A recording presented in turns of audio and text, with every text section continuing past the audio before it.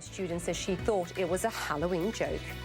I wanted to return to a major story following here on the Business View, and is the phone and broadband provider TalkTalk has been targeted in a major hack. The UK company said there's a chance hackers have accessed personal information about its 4 million customers. 4 million. Cybersecurity expert Lewis Henderson, a consultant at Glasswall Solutions, with me now to talk us through this. And Lewis, talk to us about what you think happened here. What do we know, what you're hearing that may be behind this? Well, through the speculation, we understand that there's consistent patterns around these types of attacks. So the event that would have happened on Wednesday would have been months in the planning, months in the preparation. What was that event, just so our viewers know? So the event was an attack on their website, and it's called a distributed denial of service attack. Now, through all the technicals of the jargon, that means that their website would have been swamped with traffic from the attackers themselves.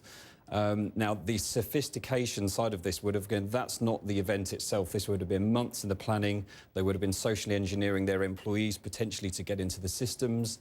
And we at Glasswall Solutions find that there's consistency around these types of attacks. They initially start with emails with attachments that go in with weaponized documents. You know, the sorts of documents their employees will be opening on a daily basis have a lot of malicious code hidden in them. They open them. These attackers are able to get in and start to compromise systems that way. I want to break that down so our viewers get a clearer idea of what, because this can be a bit too much for many people. I was reading and it took me a while to understand it.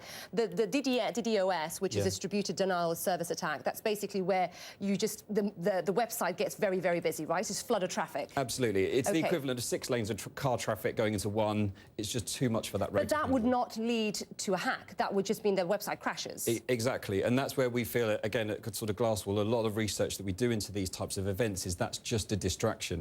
While the security teams are rushing around thinking that being flooded with traffic from a malicious source, a malicious actor, the data is actually being taken out of the organisation while that event is happening.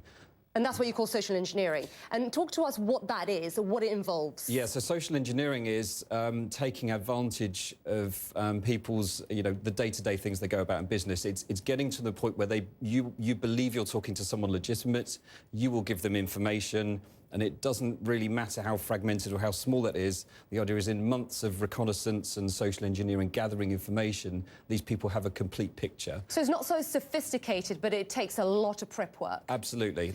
So you're talking here of basically you calling me saying, I'm with TalkTalk, give me your bank account information. Exactly. Or something along those lines. So that would be a consumer, but where these attackers really want to target is their actual employees themselves.